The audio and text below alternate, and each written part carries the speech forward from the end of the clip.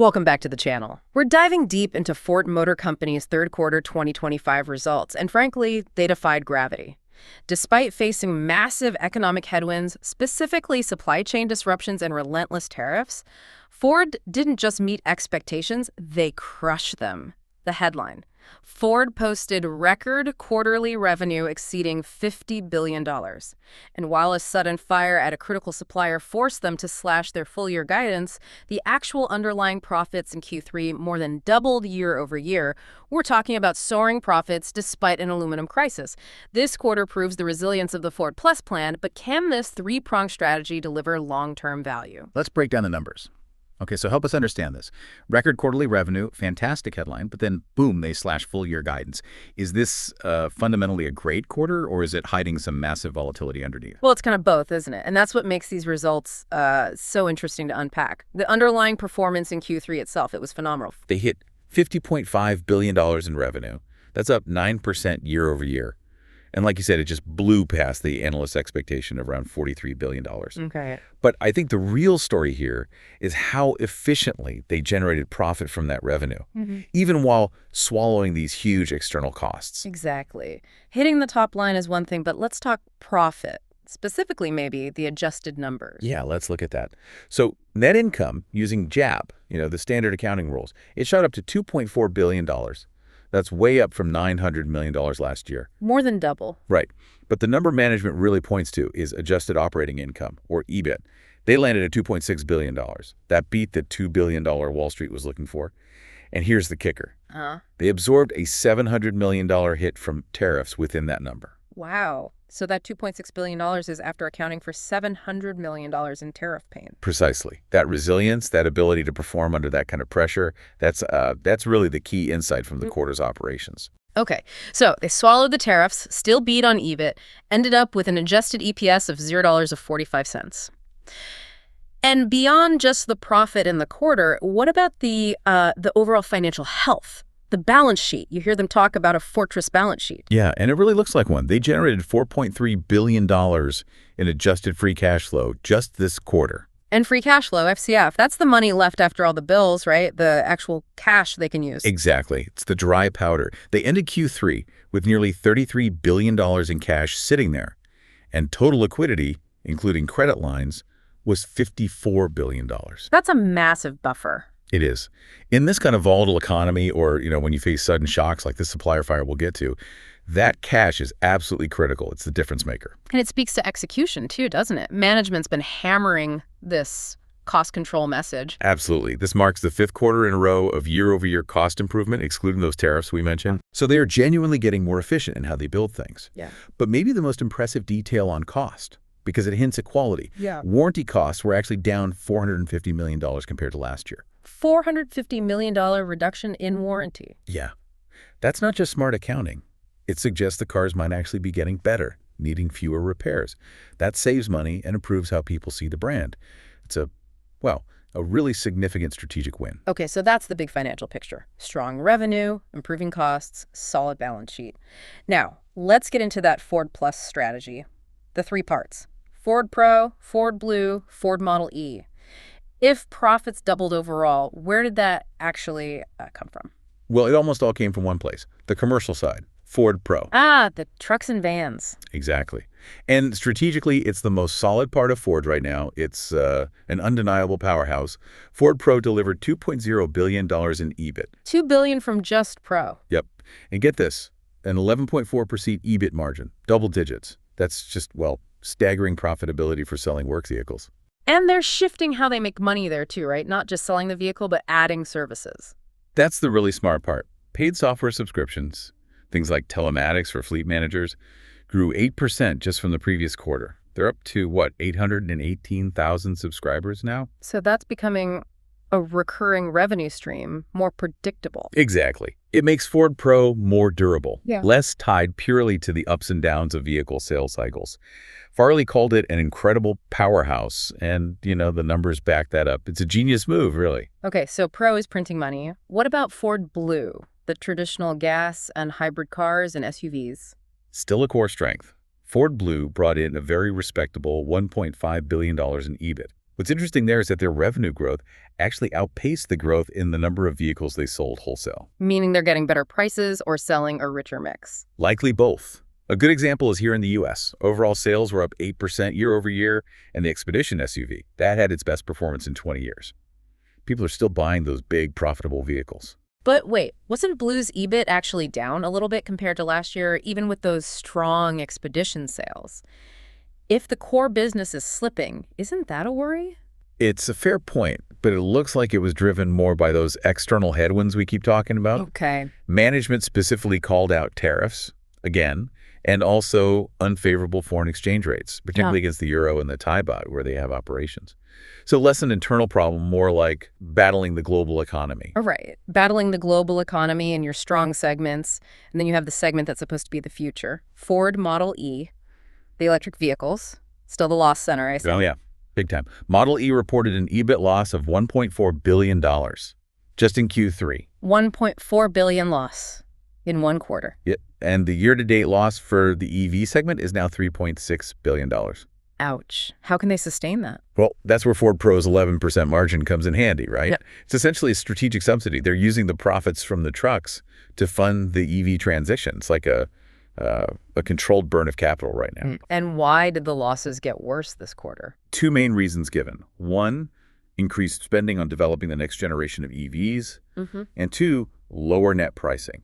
The EV market is getting tougher, more competitive. More competition means lower prices. Makes sense. And they gave a fascinating detail about $3 billion of that $3.6 billion loss so far this year comes directly from their first-gen EVs, the Mach-E and the F-150 Lightning.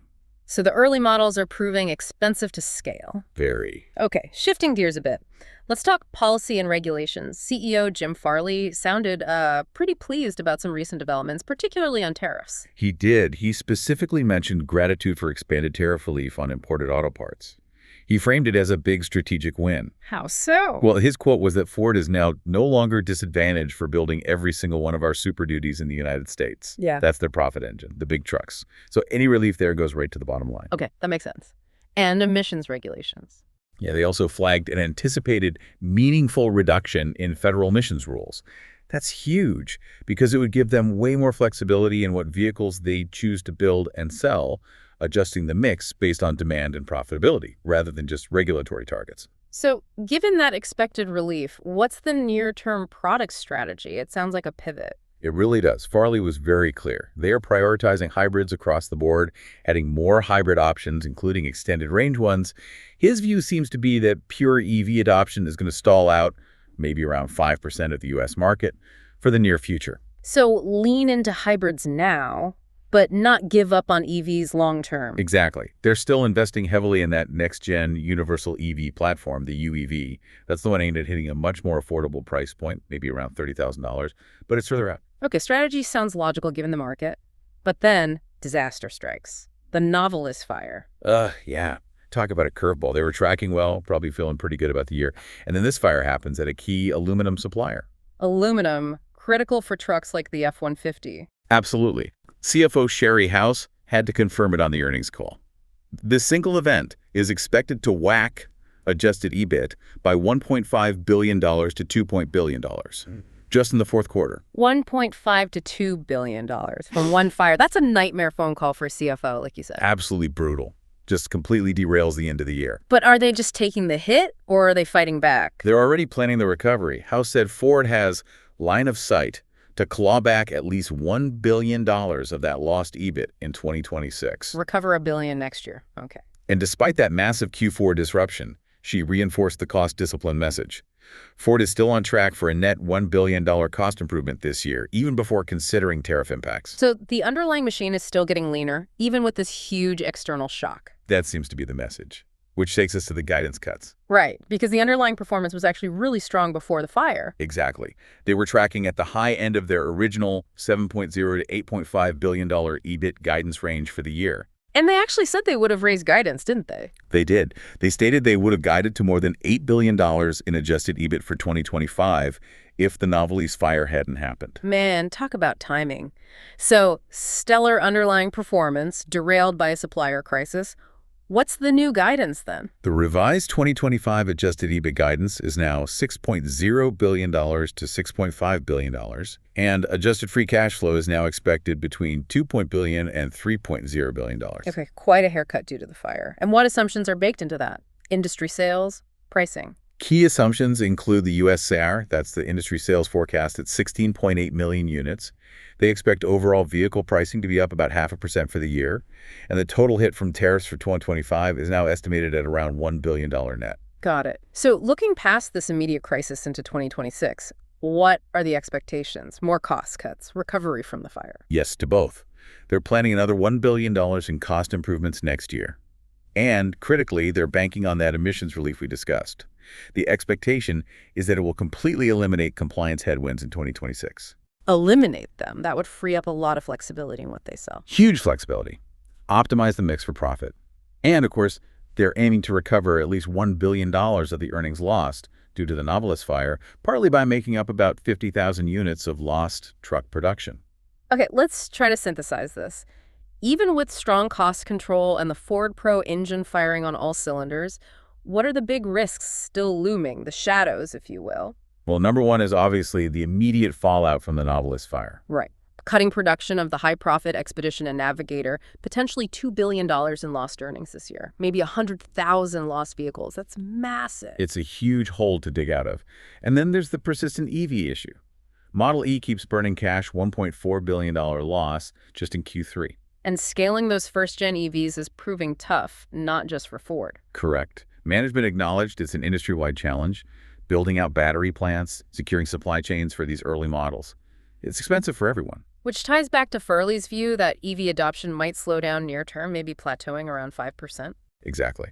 That forces them to adapt their product plans, pushing out that super affordable EV target. Any other risks we should keep in mind?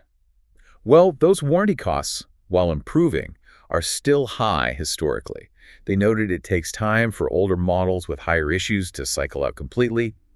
And then there are the usual suspects: macroeconomic pressure, interest rates, and increasingly tough competition, especially from Chinese automakers expanding globally. So pulling it all together, how does the Ford Plus strategy look now? Is balancing hybrids, ICE, and future affordable EVs the right path, given everything we've discussed? Given the current market realities, slower EV uptake than maybe expected a couple of years ago, continued strong demand for trucks and traditional vehicles, the strategy actually looks pretty sound. It seems pragmatic. Play the long game, but maximize cash now. That's essentially it. Maximize profits today from Ford Pro, which is incredibly resilient, and Ford Blue, which is still very strong. Especially if they get that emissions relief. Right, which optimizes the profitability of those ICE vehicles even further.